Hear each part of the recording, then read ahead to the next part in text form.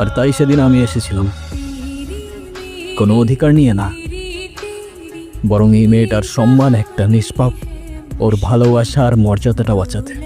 এই সবটাই ছিল অভিনয়, আর এই অভিনয়ের শেষটাও আমি লিখে দিয়ে যাচ্ছি। চলে যাচ্ছি আমি। যদি কোনো ভুল করে থাকি মাফ করবেন সবাই। আতিফ, আমি তোমাকে মিথ্যে বলেছিলাম, আমি প্রেগনেন্ট না। প্যারা ইচ্ছেও, এই মিথ্যেটাও তো তোমার ভালোবাসার মানুষকে পাওয়ার জন্যই বলেছিলে না? তুমি তাকে পাওয়ার জন্য কোনো কিছুই আর বাদ রাখলে না গুনগুন, আর তাই হয়তো তোমার তাকদির আজ তাকে তোমার কাছে এনে দিয়েছে। ভালো থেকো।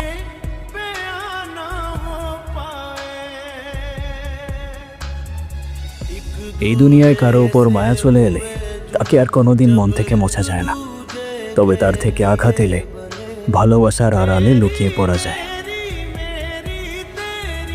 তোমার নামে লিখেছি গান সারাক্ষণ। আমি তোমাকে ভালোবাসি না। তুমি এখন এই মুহূর্তে এখান থেকে চলে যাবা।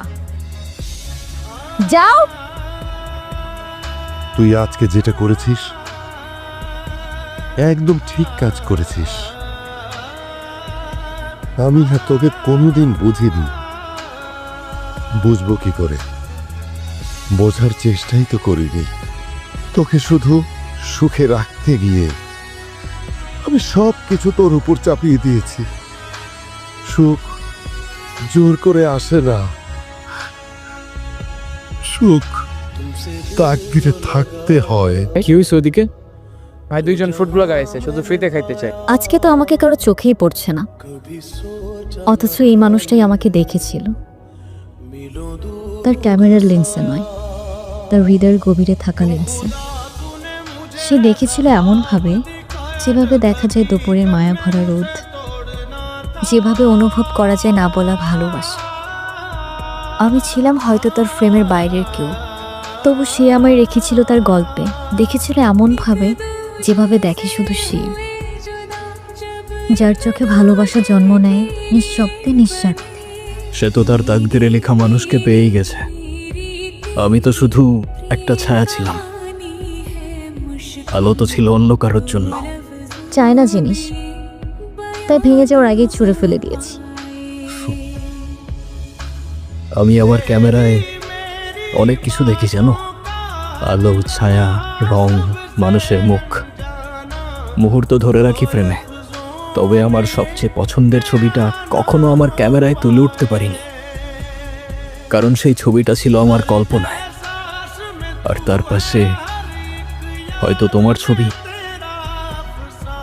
তুমি যখন আমার ডায়েরিটা পড়েছো, তার মানে আমার ভাঙা স্বপ্নগুলোকেও দেখেছো। তুমি তোমার ক্যামেরায় কত কিছুই না দেখো, দুনিয়ার সব রং, রূপ। কিন্তু তুমি যখন আমার জীবন থেকে চলে গেলে, আমার সব রং হারিয়ে গেল।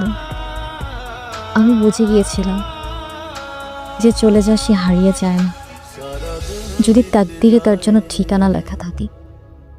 তোমার তাকদিরে আমি আছি কিনা সেটা আমি জানি না, তবে সেই ছোটবেলা থেকেই একটা জিনিস চাইতাম জানো, একটা ঠিকানা, যেখানে সন্ধে হয়ে যাওয়ার পর কেউ বলবে তাড়াতাড়ি ফিরে এসো।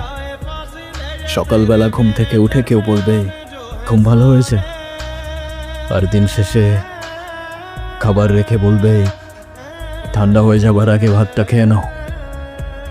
এখন তুমি যদি বলো আমি তোমার তাকদিরে আছি, তাহলে আমার সেই ঠিকানার নাম হয়ে যাবে তুমি।